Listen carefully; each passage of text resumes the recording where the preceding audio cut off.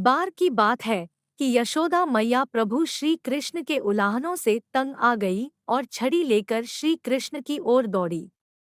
जब प्रभु ने अपनी मैया को क्रोध में देखा तो वह अपना बचाव करने के लिए भागने लगे। भागते भागते श्री कृष्ण एक कुम्हार के पास पहुंचे। कुम्हार तो अपने मिट्टी के घड़े बनाने में व्यस्त था, लेकिन जैसे ही कुम्हार ने श्री कृष्ण को देखा तो वह बहुत प्रसन्न हुआ। कुम्हार जानता था कि श्री कृष्ण साक्षात परमेश्वर हैं। तब प्रभु ने कुम्हार से कहा कि कुम्हार जी, आज मेरी मैया मुझ पर बहुत क्रोधित है। मैया छड़ी लेकर मेरे पीछे आ रही है। भैया, मुझे कहीं छुपा लो। तब कुम्हार ने श्री कृष्ण को एक बड़े से मटके के नीचे छिपा दिया। कुछ ही क्षणों में मैया यशोदा भी वहां आ गई और कुम्हार से पूछने लगी, क्यों रे कुम्हार, तूने मेरे कन्हैया को कहीं देखा है क्या? कुम्हार ने कह दिया, नहीं मैया, मैंने कन्हैया को नहीं देखा। श्री कृष्ण ये सब बातें बड़े से घड़े के नीचे छुपकर सुन रहे थे। मैया तो वहां से चली गई। अब प्रभु श्री कृष्ण कुम्हार से कहते हैं, कुम्हार जी, यदि मैया चली गई हो तो मुझे इस घड़े से बाहर निकालो। कुम्हार बोला, ऐसे नहीं प्रभु जी, पहले मुझे 84 लाख योनियों के बंधन से मुक्त करने का वचन दो। भगवान मुस्कुराए और कहा, ठीक है, मैं तुम्हें 84 लाख योनियों से मुक्त करने का वचन देता हूँ।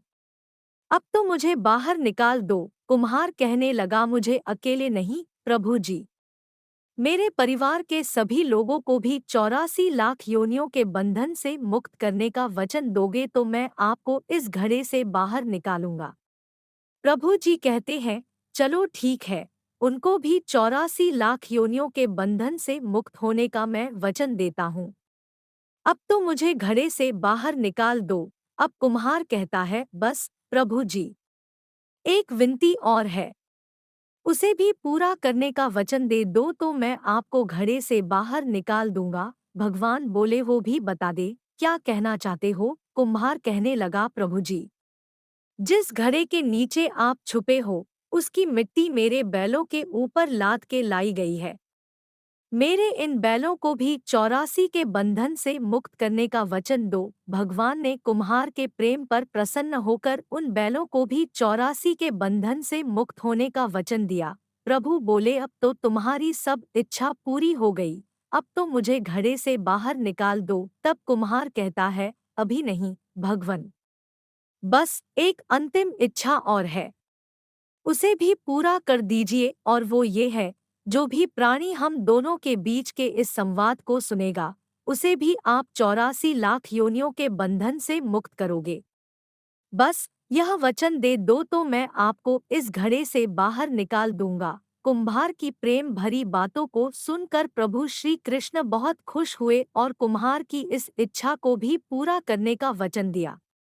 फिर कुम्हार ने बाल श्री कृष्ण को घड़े से बाहर निकाल दिया, उनके चरणों में साष्टांग प्रणाम किया, प्रभु जी के चरण धोए और चरणामृत पिया, अपनी पूरी झोंपड़ी में चरणामृत का छिड़काव किया और प्रभु जी के गले लगाकर इतना रोए कि प्रभु में ही विलीन हो गए। जरा सोच करके देखिए, जो बाल श्री कृष्ण 7 कोस लंबे चौड़े गोवर्धन पर्वत को अपनी इकनी अंगुली पर उठा सकते हैं, तो क्या वो एक घड़ा नहीं उठा सकते थे? अनुष्ठान करे, कितना भी दान करे, चाहे कितनी भी भक्ति करे, लेकिन जब तक मन में प्राणी मात्र के लिए प्रेम नहीं होगा, प्रभु श्री कृष्ण मिल नहीं सकते।